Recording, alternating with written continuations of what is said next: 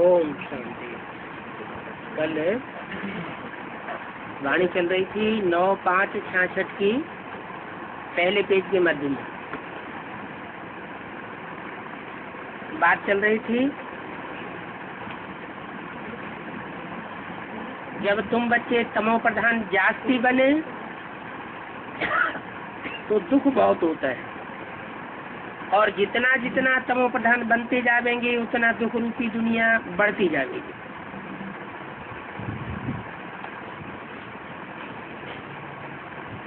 मनुष्य हिरास में आए, बहुत त्राय त्राय करेंगे। ये बात अगले कल्प के लिए बताई है या इसी कल्प के लिए बताइए? बहुत त्राय त्राय करेंगे हेरासमेंट में आकर के, फिर अंत में जय जयकार हो जाएगी। तुम बच्चों ने जो विनाश दिव्य दृष्टि से देखा है तो फिर प्रैक्टिकल में जरूर देखना है।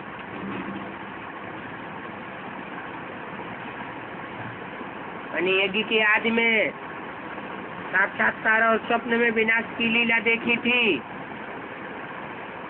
और अंत में प्रैक्टिकल में वो विनाश देखेंगे।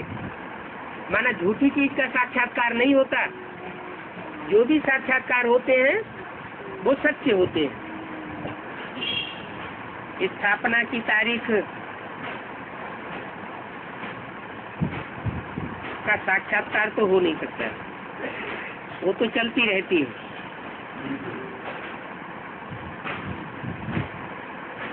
स्थापना का साक्षात्कार बहुत बच्चों ने किया है। छोटी बच्चियां बहुत साक्षात्कार करती थी,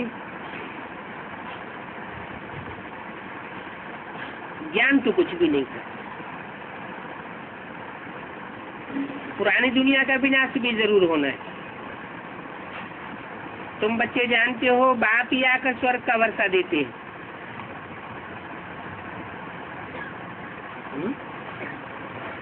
आकर स्वर्ग का वर्षा देते हैं, ऐसे नहीं आते हैं और फिर चले जाते हैं, फिर तुम बच्चे स्वर्ग अपने आप स्थापन करते रहते हो, या ब्रह्मा कुमार कुमारी अपने आप स्थापन करते रहते हैं। नहीं, मैं आकर के स्वर्ग का वर्षा देता हूँ, परंतु फिर बच्चों को पुरुषार्थ भी करना है। ऐसे नहीं कि बाप आकर के वर्षा देते हैं तो पुरुषार्थ करने की दरकार नहीं है। उच्च पद पाने का पुरुषार्थ जरूर करना है। तुम जानते हो 8-10 वर्ष में ये सब मिट्टी में मिल जाएंगे। कौन सी सन की वाणी है? 66 की वाणी। और उस समय बाबा शिव बाबा ने ब्रह्मा के मुख से ये वाक्य उच्चारण किया कि 8-10 वर्ष में ये दुनिया मिट्टी में मिल जाएगी। तो मिट्टी में मिल गई क्या है? ये सब मिट्टी में मिल जाएंगे। कौन सब मिट्टी में मिल जाएंगे? कौन मिल गए मिट्टी में? 76 की बात है, बताई कोई मिले मिट्टी में क्या? कौन है? एक आत्मा मिट्टी में मिल गई है? अरे यहाँ तो मिट्टी में मिलने की बात है। यह सब मिट्टी में, एक आत्मा की बात नहीं, यह सब मिट्टी में मिल जाएंगे हैं? नहीं, ब्राह्मणों की संगम युगी दुनिया की बात बताई। ये ब्राह्मणों की संगम युगी दुनिया जिसमें इतना देह अभिमान बढ़ा हुआ है कि ब्रह्मा बाबा जैसी सहनशील आत्मा को नहीं परख सके, उनकी सच्चाई को नहीं जान सके, और उनका भी हाथ फेल कर दिया, और किसी ने उंगली भी नहीं उठाई। तो बाबा कहते हैं ये सब देह अभिमानी सांधे हो गए हैं। देह को मिट्टी कहा जाता है। ये 8-10 साल रह गए हैं, इस 8-10 साल में ये सब देह अभिमानी की मिट्टी में मिल जाएंगे। कोई भी पक्का देह अभिमानी नहीं रहेगा, देही अभिमानी नहीं बचेगा। 8-10 वर्ष में ये देह अभिमानियों की दुनिया खलास होने वाली है। इसलिए मुसलमान कहते हैं कि जब विनाश होता है तब तक सारी दुनिया कब्र दाखिल होती रहती है। माना जो भी आत्माएं शरीर छोड़ती है उनका कहना है कब्र दाखिल हो जाती है, माने मिट्टी में मिल जाते हैं। अब वो बात नहीं है, मिट्टी में कोई आत्मा नहीं मिलती है, लेकिन जो आत्माएं देह अभिमानी हो जाती है उनको कहा जाता है देह अभिमान की मिट्टी में दब गए। तो ब्राह्मणों की संगमी की दुनिया के लिए बताया कि ब्रह्मा के द्वारा जिन ब्राह्मणों की संगमी की दुनिया को उस समय ज्ञान मिल रहा था, वो सचिव की शूटिंग में तामसी स्टेज पाने के कारण, चौथी अवस्था में पहुंचने के कारण सन 76 में सारे के सारे देह अभिमान की मिट्टी में आ गए।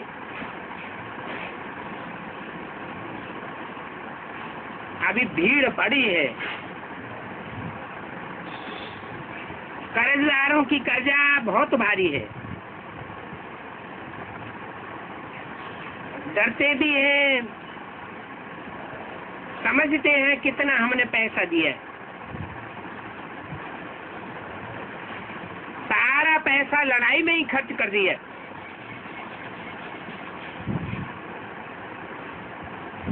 चलिए हमको मिलेगा कब? ऐसे ऐसे ख्यालात वो लोग करते रहते।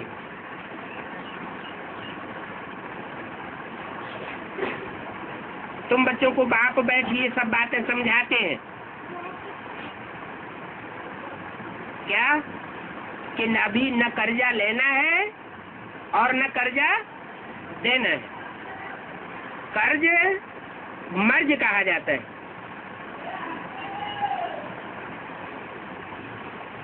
वो थोड़े ही जानते हैं कि अभी बाकी थोड़ा समय है, कर्ज देने लेने की बात ही नहीं। बाप तो कहते हैं मैं तो दाता हूँ, मैं किसी का लेकर के नहीं जाता हूँ। मेरे अर्थ अर्थात ईश्वर के अर्थ जो भी देंगे मैं तुमको यहाँ का यहाँ भी वापस कर दूंगा और 21 जन्मों के लिए इंटरेस्ट भी दे दूंगा। बाप कोई से लेकर के रखते नहीं है, मैं तो तुमको देने आया हूं। बाकी मनुष्य आपस में जो लेन देन करते हैं वो तो सब मिट्टी में मिल जाना है। मनुष्य कहते हैं पतित पावन आओ, आओ क्यों कहते हैं? जरूर आकर के पतितों को पावन बनाते हैं। ऐसे नहीं कि ब्रह्मा के तन में आवे और चले जावे, फिर तुम अपने आप पुरुषार्थ करके पति से पावन बनते रहते हो। नहीं, मुझे आना पड़ता है, आकर के हमको पावन बनाओ कहते हैं ना। मना ऐसे नहीं है कि चले जाते हैं तो जाकर के पावन बन जाते हैं। बाप का चला जाना बना खेल खलास, सारी दुनिया पावन बन जाती है। एक भी मनुष्य आत्मा इस सृष्टि पर पतित रूप में नहीं रह सकती। बाप सबको आकर के पावन बनाते हैं, लेकिन आकर के पावन बनाते हैं।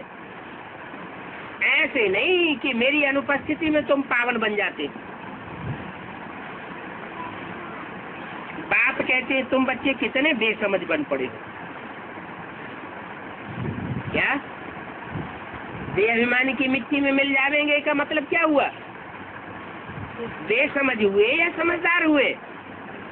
बेसमझ हुए।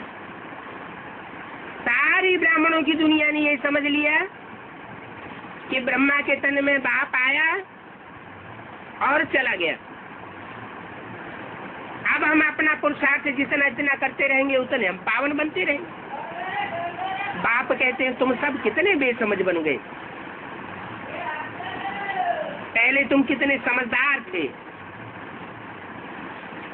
जब समझदार थे, सतो प्रधान थे, तो सात्विक पुरुषार्थ करते थे। अभी तो तमो प्रधान बन पड़े हो। तुम्हारी बुद्धि में भी अब आया है। आगे थोड़ा ही समझते थे कि हम विश्व पर राज्य करते थे। तुम विश्व के मालिक थे। ये 66 में ब्रह्मा के तन में आकर ये बात किससे बोल रहे हैं? तुम विश्व के मालिक थे। ये बात किससे बोली गई है? सामने जो बैठे थे उनसे। एक तरफ उनसे बोल रहे हैं तुम मिट्टी में मिल जाएंगे और सारी दुनिया मिट्टी में मिल जाएगी 8-10 वर्ष में। तो जो सामने बैठे वो मिट्टी में नहीं मिले। 66 में जो भी बाबा के सामने बैठे हुए थे वो सारी ब्राह्मणों की दुनिया मिट्टी में नहीं मिल गई। अब मिट्टी में मिल गई तो विश्व के मालिक तुम बन जाएंगे, ये कैसे कहा? माना बाबा कोई बच्चों को इमर्ज करके बोलते हैं। जिन बच्चों को इमर्ज करके बोला वो बच्चे बाबा की तीसरे नेत्र की दृष्टि के सामने हैं और उनको कहा कि तुम विश्व के मालिक बनेंगे। विश्व के मालिक थे और फिर जरूर बनेंगे। हिस्ट्री ज्योग्राफी रिपीट होगी। क्या यज्ञ के आदि में भी तुम विश्व के मालिक थे? जो भी ब्राह्मणों की शक्ति रची गई उसमें तुम मालिक थे। और अंत में जो 8-10 वर्ष पूरे होने वाले हैं उसमें जो नई विश्व की शक्ति रची जाएगी उसमें भी तुम मालिक बनेंगे। बाप ने समझाया है। 5000 वर्ष पहले मैं आया था।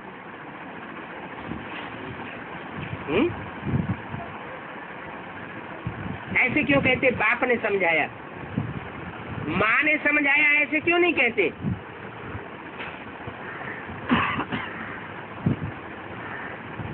माँ के समझाने की बात नहीं है। बाप माना सुप्रीम सोल बाप जो राम बाप की आत्मा में आया था। उसने यज्ञ के आदि में भी समझाया था कि 5000 वर्ष पहले मैं आया था। अभी भी मैं समझा रहा हूँ। 8-10 वर्ष पड़े हुए हैं। ये दुनिया खलास होने वाली है। तुम विश्व के मालिक बन जाएंगे।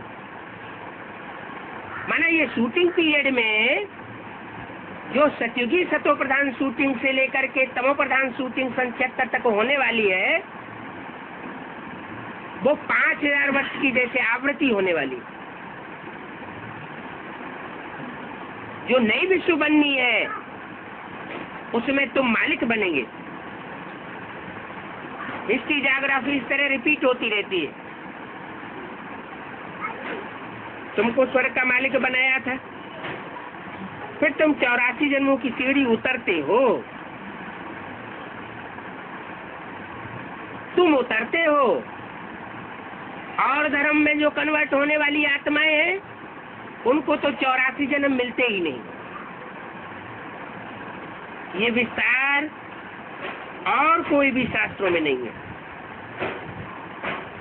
शिव बाबा ने कोई शास्त्र पढ़ा है क्या? नहीं। उनको तो ज्ञान की अथॉरिटी कहा जाता है। जो स्वयं ही ज्ञान की अथॉरिटी है उसको मनुष्य गुरुओं की लिखी हुई किताबें पढ़ने की क्या दरकार है? वो लोग भी शास्त्र आदि पढ़ करके शास्त्रों की अथॉरिटी बनते हैं। कौन लोग? वो गुरु लोग। कौन से गुरु लोग? बाहर की दुनिया के नहीं, ब्राह्मणों की दुनिया में भी जो गुरु लोग हैं वो शास्त्र अर्थात कागज के पत्ते पढ़ पढ़ करके शास्त्रों की अथॉरिटी बनते हैं। जो बाबा ने बोला वो थी असली मुरली। उस मुरली को कागज में छपाई दिया गया, उसमें कुछ न कुछ अल्टरनेशन करेक्शन किया गया, वो ही पढ़ पढ़ करके शास्त्रों की अथॉरिटी कहे जाते हैं।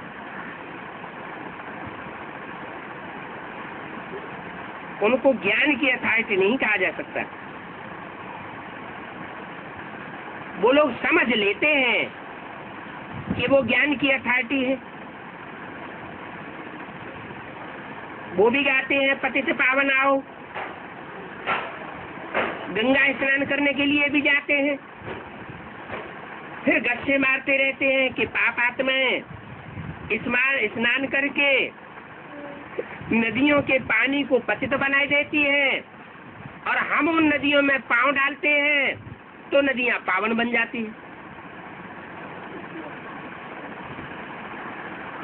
ये बाहर की दुनिया की बात है, ये अंदर के ब्राह्मणों की दुनिया की बात है। अंदर ब्राह्मणों की दुनिया में भी ऐसे से वो हम कह के बैठे हुए हैं जो अपने डायरेक्शन पर चलाने लग पड़ते हैं नदियों को। समझते हम पतित पावन है। भगवान बाप तो आकर के वाणी चला करके चला गया। अब तुम हमारे डायरेक्शन पर चलो, हमारी बुद्धि के अनुसार चलो, जैसे हम बताएं वही ज्ञान की अथॉरिटी अपन को समझ लेते हैं। इसलिए अव्यक्तवाणी में बाप दादा ने बोला था पांडवों को गार्ड बन करके रहना है शक्तियों का, शक्तियों का गाइड नहीं बनना है। अगर पांडव शक्तियों के गाइड बनेंगे तो यज्ञ में गड़बड़ पड़ जाएगी। वो गड़बड़ आज पड़ी हुई है।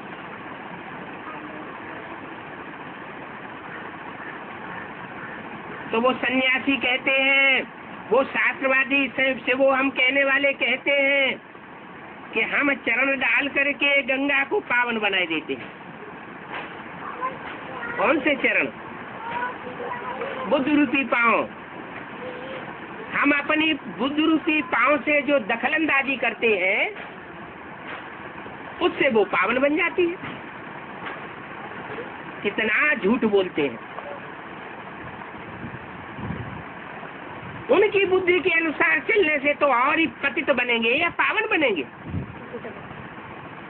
जैसे सारी दुनिया पतित है, पतितों के संग से पतित ही बनते हैं। नियम तो सबके लिए एक ही है। अब इन सबको सजा कौन देवे? जो नदियों के सामने पावन बन करके बैठ जाते हैं, कि वो हम कह के बैठ जाते हैं, नदियों के किनारे जाकर के बैठते हैं, पूजा करवाते रहते हैं, इनको कौन सजा देवे?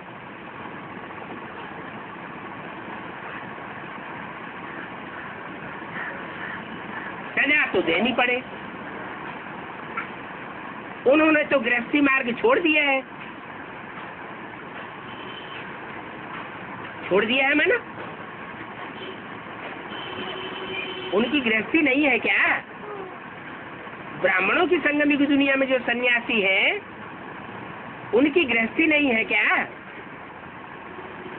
वो तो कहते हैं हमारा बाप आया हुआ है,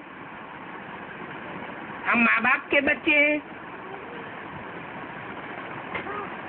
हैं, कहते हैं, लेकिन प्रैक्टिकल में माँ बाप तो नहीं है। माँ बाप कहना अलग बात है और प्रैक्टिकल में माता पिता होना और उनकी प्रैक्टिकल मत पर चलना वो एक अलग बात हो जाती है। भक्ति मार्ग को उन्होंने तो छोड़ दिया, वो भक्ति भी नहीं करते। सन्यासी लोग, सन्यासियों को भक्ति मार्ग में आना ही नहीं चाहिए, भक्ति मार्ग के कर्म कांड करना ही नहीं चाहिए, वो तो है ही निवृत्ति मार्ग वाले। उनको शास्त्र आदि पढ़ने का भी हक नहीं है, उन्हें शास्त्रों से क्या लेने देना, उन्होंने तो दुनिया छोड़ दी। उनकी तो पहले जंगल में परवरिश होती थी, जब सतो प्रधान थे तब बिना मांगे सब कुछ उनको मिल जाता था, जंगल में बैठे बैठे ही, क्योंकि प्योरिटी की पावर थी। कौन से सन्यासियों की बात हो रही है? हाँ, ब्राह्मणों की दुनिया के सन्यासियों की बात हो रही है। जब माउंट आबू में 51-52 में बैठे हुए थे तो एकांत जंगल में रह करके तपस्या कर रहे थे, वहां ही उनको सब कुछ मिल जाता था। अभी तो शहरों में घुस पड़े हैं, क्योंकि तमो प्रधान बन गए हैं और अभी बड़े बड़े महल बनाते रहते हैं। क्या प्रूफ दिया? पहले सतो प्रधान थे तो जंगल में एकांत में रहते थे, और अभी तमो प्रधान बन गए हैं तो शहरों में घुस करके पब्लिक से पैसे मांग मांग करके बड़े बड़े कंक्रीट के महल माड़ियां बनाते रहते हैं। आगे तो स्त्रियों से घृणा करते थे, अब तो माइयां उनको गुरु बनाए, उनके चरण धो करके पीती है। किसकी बात बताई? उनकी बात बताई जो ब्राह्मणों की दुनिया में शक्तियों को इस समय कंट्रोल कर रहे।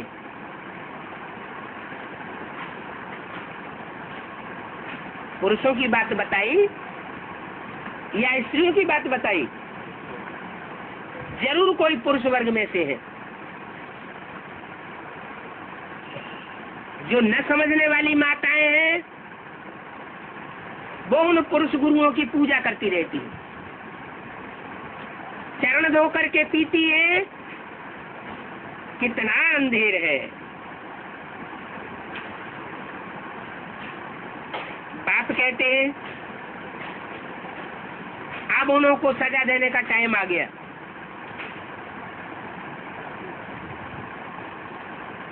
मैं अच्छी रीति सजा दूंगा। क्या सजा देंगे? बबूल के डंडे चलाएंगे क्या? बेहद का बाप है तो बेहद की सजा देता है। भक्ति मार्ग में तो समझ लिया है, बाण चलाए, बाणों से घायल किया। कोई लोहे के बाण होंगे? नहीं, यहाँ तो ज्ञान के डंडे हैं, ज्ञान के बाण हैं। मुरली वही है, वही मुरली जब ब्रह्मा के मुख से बोली जा रही थी बहुत मीठी तान लगती थी, और वही मुरली जो तमो प्रधान हो गए, तमो प्रधान सांढे बन गए, देह अभिमानी की मिट्टी में मिल गए, तो 76 में वही मुरली ऐसा रूप धारण करती है कि उनको नगाड़े के समान तीखी आवाज वाली लगती है, गड़गड़ाहट वाली लगती है। वो राम के बाण लगते हैं। कहते हैं ना, ये तो ऐसे बोलता है जैसे बाण मारता हो। इसकी वाणी तो ऐसे है जैसे घायल कर देती है। तो किनको घायल करती है और किनको मीठी लगती है? जो बच्चे आत्माभिमानी बने उनको मीठी लगती है। इसलिए मुरली में बोला था, आत्मा रूपी सुई की सारी कट उतरने पर तुम बच्चे डायरेक्ट बाप से सीखेंगे। तो 76 के बाद जिन बच्चों ने डायरेक्ट बाप से सीखना शुरू किया उनको वही मुरली मीठी लग रही है, मुरली अनुभव होती है। और जो देहाभिमानी सांडे बन गए, उनको वो तीखे तीखे बाण अनुभव हो रहे। बाप कहते हैं मैं उनको अच्छी रीति सजा दूंगा। एक तरफ परमात्मा नाम रूप से न्यारा कहते हैं, फिर खुद को इसे वो हम कह के बैठ जाते। जब नाम रूप से न्यारा है तो अपन को भगवान समझ करके क्यों बैठ गए? उनका तो नाम रूप सब होता है। किन्हों का? परमात्मा बाप का। फिर भी कहते हैं नाम रूप से न्यारा है। अब नाम रूप से न्यारा होगा तो गीता ज्ञान कैसे सुनावेगा? पतितों को पावन कैसे बनावेगा? जो पावन देवताएं थे वो कलयुग के अंत में आते आते पतित कैसे बन गए? संग के रंग में आने से पतित बन गए। अनेकों के संग के रंग में आकर के दुनिया पतित बनी। तो एक सुप्रीम सोल बाप जो अभोक्ता है, अकर्ता है, सदा शिव है, वो जब इस सृष्टि पर साकार में आता है तो उसके संग के रंग से सारी दुनिया पतित से पावन बनती है। एक के तारे सब तर जाते हैं। अनेकों से दुनिया का पतन हुआ है। अभी देखो कितना अंधेर है। बाप बैठ समझाते हैं, ऐसे भी नहीं कहते हैं कि भक्ति करो, ज्ञान की बातें समझाते। भक्ति करने के लिए नहीं बोलते, और जो भक्ति करते हैं उनको ना भी नहीं कहते। क्यों? जो भक्ति कर रहा है, जिसकी भक्ति में श्रद्धा है, अगर उसको भक्ति करने के लिए ना करेंगे तो न वो ज्ञान उठाएगा और न उसकी भक्ति पूरी होगी। इसलिए भक्ति करने के लिए किसी को कहना भी नहीं है, और जो भक्ति कर रहे हैं उनको ना भी इनकार भी नहीं करना है। बाप बैठ समझाते हैं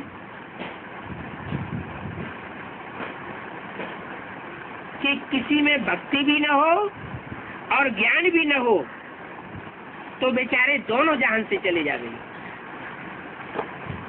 भक्ति मार्ग से भी गए और ज्ञान मार्ग से भी गए, नास्तिक बन जाएंगे। तुम कहते हो जो बाप को नहीं जानते वो नास्तिक है। वो लोग कहते ये तो भक्ति नहीं करते इसलिए नास्तिक है। भक्ति में तो अंधश्रद्धा सिखाई जाती है। बाप आकर के अंधश्रद्धा नहीं सिखाते। बाप तो कहते हैं तुम भक्ति के कर्मकांड भले मत करो, करने की दरकार नहीं है, सिर्फ मैं जैसे चलाना चाहता हूं वैसे चलो। ज्ञान की बातों को सुनो, दूसरों को सुनाओ, खुद आचरण करो और दूसरों को आचरण कराओ।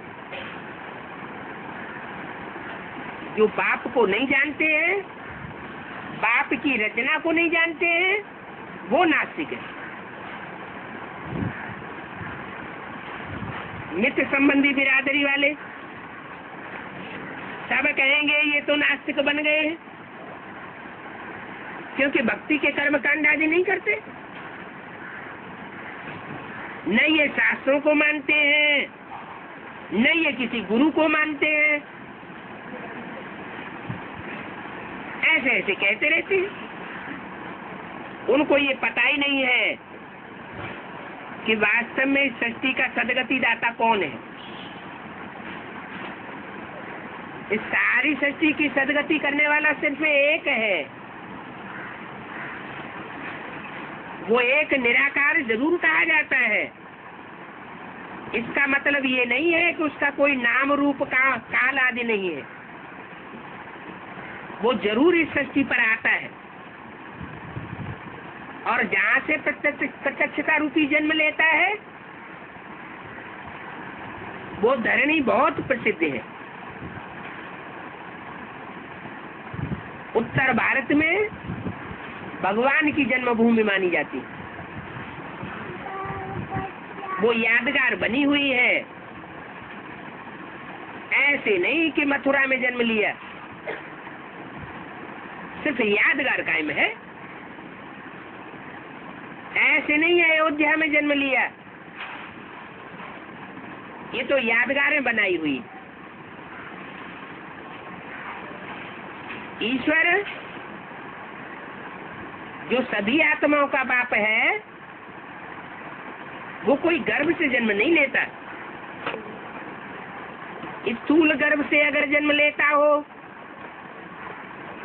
तो उसकी यादगार कायम रहे। ये तो द्वापर युग से ही बैठ करके बनाए हैं। अयोध्या धाम, मथुरा धाम, वृंदावन धाम, काशी आदि, ये भगवान के स्थान माने जाते हैं। वाराणसी में, जिसे बनारस कहते हैं, वो शिव शंकर भोलेनाथ का स्थान मानते हैं। जहाँ ज्ञान का रस बना उसका नाम रख दिया बनारस। बना बनाया रस मिलता है, कोई बनाने करने की बात नहीं है। भगवान ही आकर के वो ज्ञान रस देते हैं। मथुरा,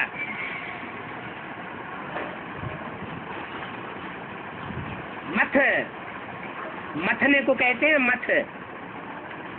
जैसे दही को भिगोया जाता है तो कहते हैं मथ।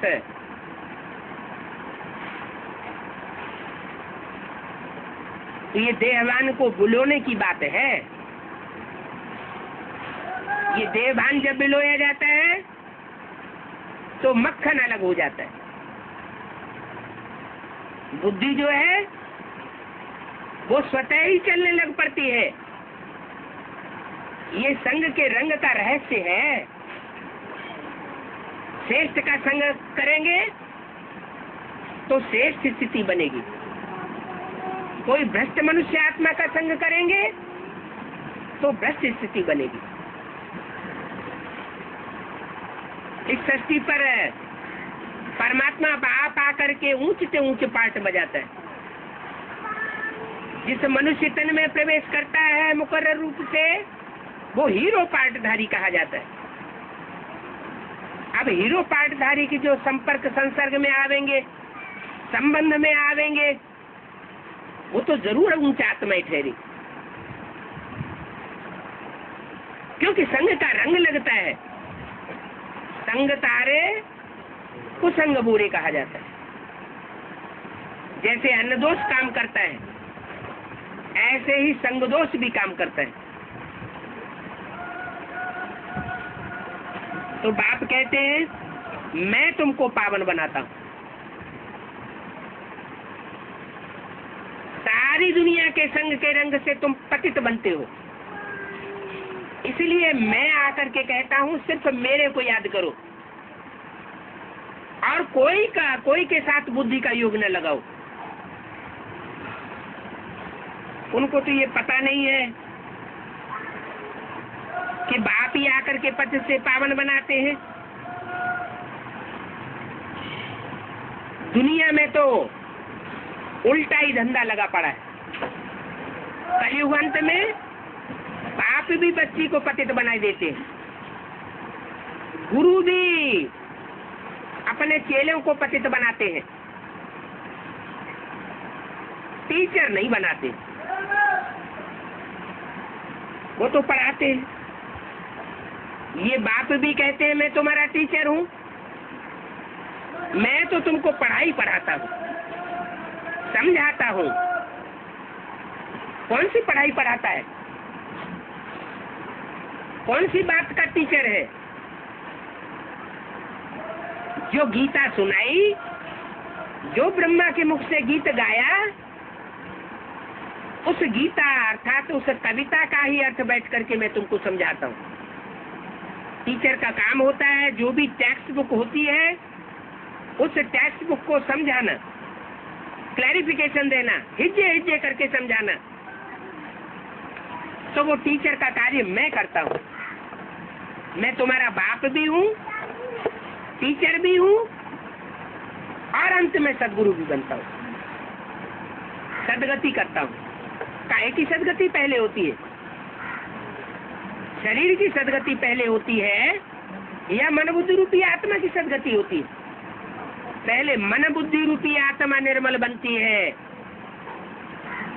इसके लिए चाहिए ईश्वर का ज्ञान। ज्ञान को जल कहा जाता है।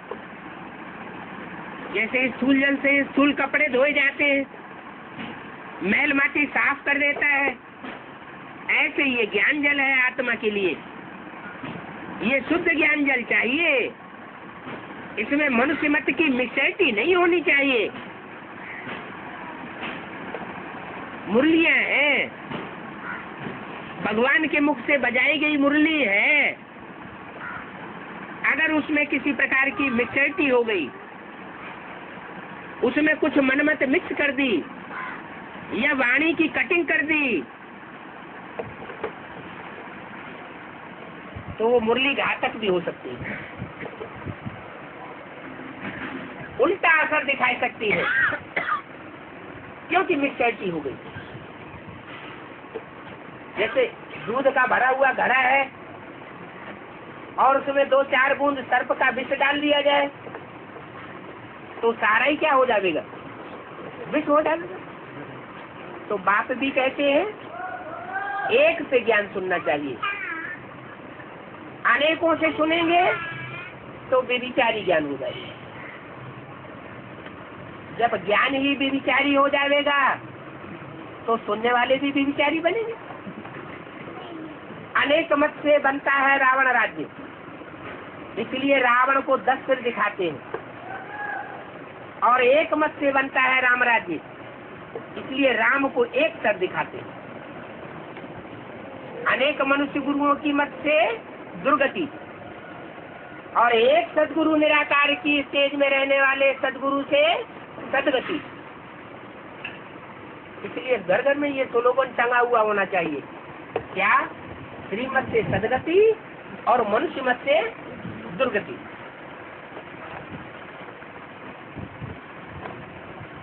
तो बताया ये बाप कहते हैं मैं टीचर हूँ, तुमको पढ़ाने के लिए आता हूँ।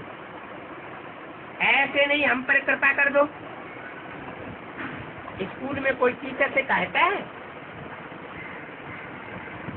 कोई बच्चे कहते हैं हे टीचर हम पर कृपा कर दो? कृपा की बात ही नहीं। जो जितनी पढ़ाई ध्यान से पढ़ेगा, मैं तो देगा तो अच्छे नंबरों से पास होगा। मैं तो टीचर हूँ, तुम मेरे से कृपा आदि क्या मांगते रहते? कृपा आदि की सिस्टम तो गुरुओं से पड़ी है। कृपा दृष्टि दे दो। बाप कहते हैं तुम बच्चे जितनी सेवा करते हो, ईश्वरीय सेवा से तुमको खुशी का मेवा स्वतः ही मिलता है। क्योंकि बाप सर्विसेबल बच्चों को याद करते हैं। जो डिससर्विस करने वाले बच्चे हैं उनको याद नहीं करते। तो तुम जितनी ईश्वरीय सेवा करोगे उतना तुम्हारे ऊपर स्वतः ही कृपा दृष्टि बरसती रहेगी। ये स्थूल आंखों की कृपा दृष्टि की बात नहीं है। स्थूल आंखों से देखी हुई चीज सिर्फ याद आती है, ऐसे नहीं कि कृपा दृष्टि बरस जाती है। ऐसे तो बाप सबको ही देखते रहते हैं, तो देखने मात्र से क्या सदगति हो जाएगी? नहीं। जो ज्ञान की बातों को समझ करके अपने जीवन में धारण करके दूसरों को धारण कराते हैं, उससे सदगति हो सकती है। दूसरों की सेवा करेंगे तो सेवा का मेवा खुशी मिलेगी। संगम युग में खुशी बहुत बड़ा वरदान है। इस संगम युग की शूटिंग के पीरियड में जो जितना खुश रहता है वो जन्म जन्मांतर का सुख भोगेगा, और भगवान बाप के आने पर भी जो दुखी रहता है, संगम युग में दुख का अनुभव करता है, वो जन्म जन्मांतर दुखी परेशानी का अनुभव करेगा। 21 जन्म का तो वर्षा मिलता ही मिलता है, उसमें कोई तराप नहीं होती। लेकिन जब द्वापर युग आता है, दूसरे दूसरे धर्म पिताएं आते हैं, अपनी अपनी मत देने लग पड़ते हैं, तो उनके प्रभाव में आने से मनुष्य आत्मा दुखी होने लग पड़ती है। तो अभी शूटिंग हो रही है, चाहे जन्म जन्मांतर का सुख का भंडार बढ़ा लो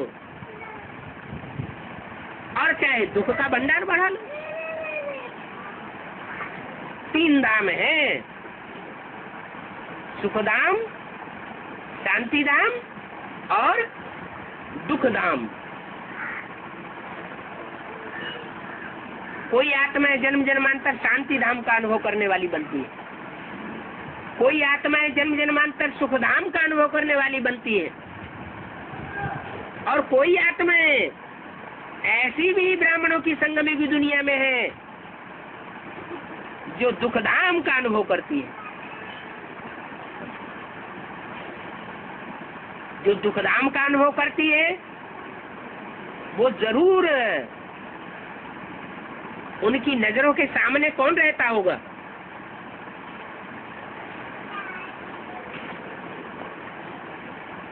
कौन रहता होगा?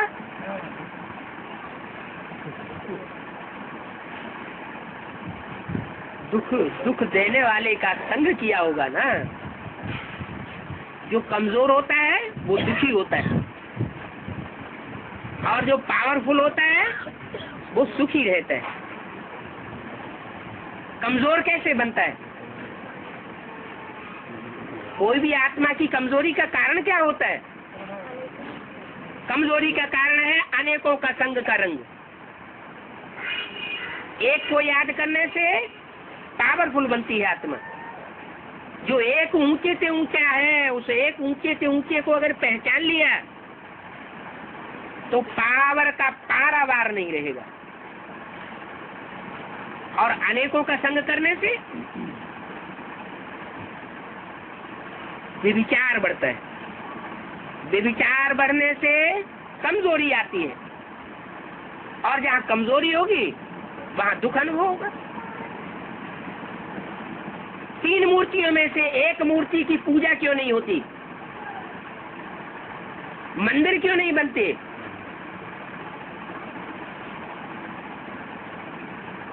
कारण कोई होगा ना। क्या कारण है?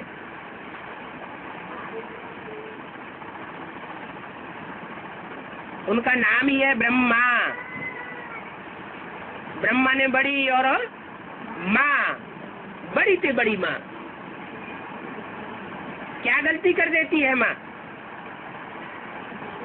बच्चों के मोह में आकर के बाप का भी तिरस्कार कर देती है, बाप के कंट्रोल से भी बाहर हो जाती है, तो माँ दुखी होती है। ऐसी दुनिया बनाने के निमित्त बन पड़ती है जहाँ माँ को वर्षा ही नहीं मिलता। ये तो अभी बाप आए हैं तो ईश्वरी गवर्नमेंट में ने भी ये नियम बना दिया है कि माता को भी प्रॉपर्टी का हिस्सा मिलना चाहिए। नहीं तो पिछले 2500 वर्ष की ये हिस्ट्री बताती है, माँ बनती है, बच्चे को 9 महीने पेट में पालन करती है, परवरिश करती है, बच्चा बड़ा हो जाता है, उसका सहन करती रहती है। माँ बाप के कंट्रोल में रहती है तब भी सहन करती है, पति के कंट्रोल में रहती है तब भी सहन करती है, और पति खुदा न खास्ता चला जावे, शरीर छोड़ देवे, तो बच्चों के कंट्रोल में रह करके दुखी होती है। एक जन्म में स्त्री बन करके माता बनना पड़ता है और एक जन्म में पुरुष बन के पिता बनना होता है। एक ही आत्मा स्त्री भी बनती है, एक ही आत्मा पुरुष भी बनती है। कोई आत्मा ऐसा पुरुषार्थ करती है कि ज्यादा जन्मों में पुरुष चोला धारण करती है, और कोई आत्मा ऐसा पुरुषार्थ करती है कमजोर कि ज्यादा जन्मों में स्त्री चोला धारण करती है। क्योंकि मुरली में बोला है एक जन्म स्त्री एक जन्म पुरुष का तो मिलता है, ये तो 21 जन्म चलता है, वहां कोई बैलेंस बिगड़ता नहीं पाप पुण्य का। लेकिन बाकी जो 63 जन्म है उनमें बैलेंस बिगड़ जाता है। बैलेंस बिगड़ने के कारण कोई कोई आत्मा 2 जन्म पुरुष के भी ले सकती है और 2 जन्म लगातार स्त्री के भी ले सकती है। तो ये हिसाब बन जाता है। इसलिए रोना रोने की बात नहीं है कि मैंने स्त्री चोला क्यों लिया, बल्कि बाप तो कहते हैं स्त्री चोला लिया तो बहुत अच्छे, क्योंकि बाप की छत्र छाया विशेष किसको मिली हुई है? कन्याओं माताओं को विशेष छत्र छाया मिली हुई है। कन्याओं माताओं को सरेंडर किया जाता है, भाइयों को सरेंडर नहीं किया जाता, क्योंकि ये तो बहुत बड़ी पार्शलिटी है, पक्षपात है। भगवान भी आकर के पक्षपात करता है, पक्षपात नहीं है। ये दुनिया ऐसी बन गई है जहाँ कन्याओं माताओं को शरण कोई दे नहीं पाता ऐसी जिससे उनकी सुरक्षा हो पाए। बाप ही आकर के उनको सुरक्षा देते हैं, और कन्याओं माताओं को ही आज की पतित दुनिया में सुरक्षा की जरूरत है। पुरुषों को सुरक्षा की क्या जरूरत? इसलिए शास्त्रों में बैलपाल कन्हैया गाया हुआ है या गौपाल गाया हुआ है? गौपाल कन्हैया गाया हुआ है। क्यों गाया हुआ है? कि गौ उसको कहा जाता है जो गौ स्वभाव का हो।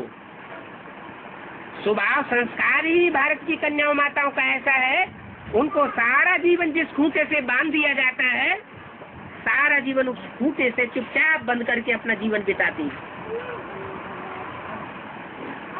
ये भारत की कन्याओं माताओं की कथा है। इसलिए कथाओं में शास्त्रों में लिखा हुआ है कि धरणी माता पर जब पाप का बोझा बहुत बढ़ गया तो उस धरणी माता की सुरक्षा करने के लिए भगवान को आना पड़ता है। भगवान का रूप धारण करके आता है, कन्या माताओं की सुरक्षा करता है। इसलिए संगम युग में, खास करके वर्तमान संगम युग में स्त्री चोला लेना ये तो भाग्य की बात है। चाहे वो माताएं बांधेली हो, चाहे वो माताएं निर्बंधन हो, और चाहे वो कन्या हो। कन्या है तो और ही अच्छा, पवित्र होती है, निर्बंधन होती है। माताओं को तो बंधन में बंधना पक्का हो गया, क्योंकि शादी की है, जिसके साथ शादी का कंगन बांधा है उसके अंदर में चलना पड़े। लेकिन बाप कहते हैं कोई बात नहीं, मन को तो कोई नहीं बांध सकता, और मनसा सेवा ही सबसे बड़ी सेवा है। मनसा के द्वारा ही सच्ची परिवर्तन होगी। तन से भागदौड़ की जाती है, वाचा से भाषण किया जाता है। अभी तक ब्राह्मणों की दुनिया में कितनी भागदौड़ हुई, कितनी भाषणबाजी हुई, भारत का और दुनिया का परिवर्तन कितना हुआ। इसलिए बोला कि मन के मौन से नई रंगत निकलेगी। क्या?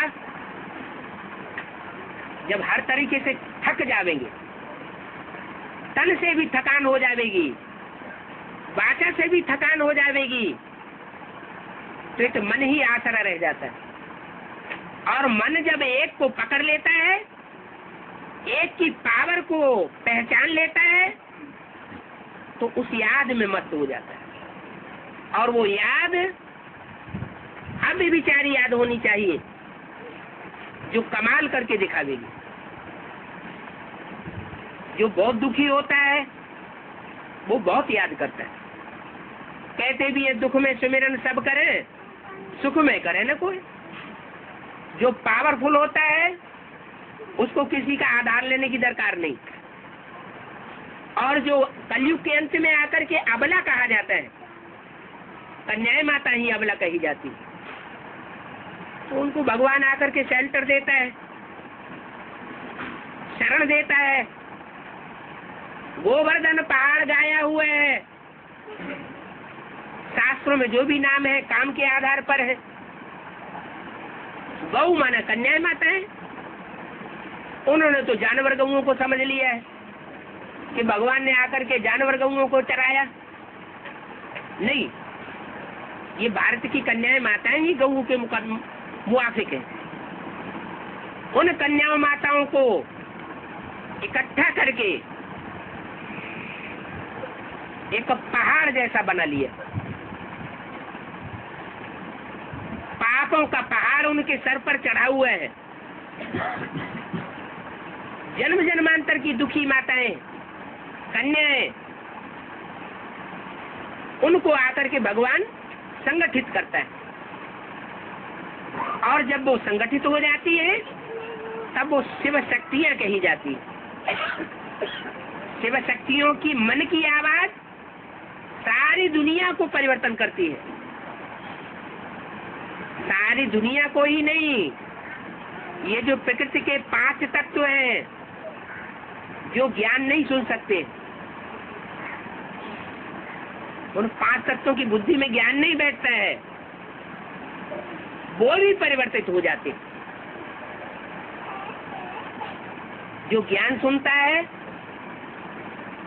वो तो ज्ञान से परिवर्तित हो सकता है, लेकिन जो जड़त्वमूली बुद्धि वाले हैं, प्रकृति का पोषण करने वाले हैं,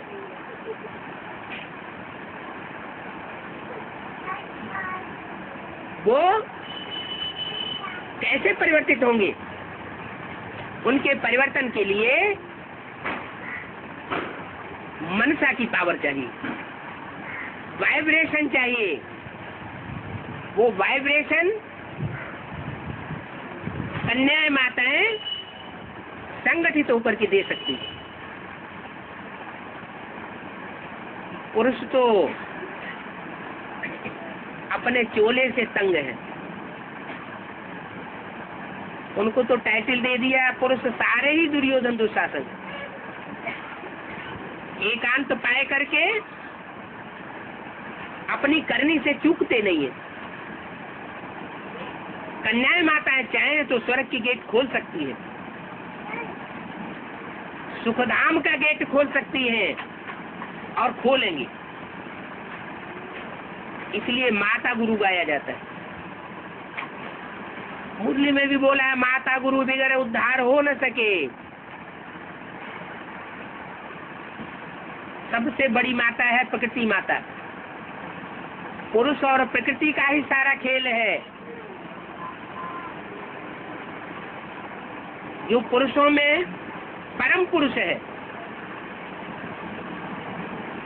और प्रकृति के 5 तत्वों में जो संघातमयी महाजननी है,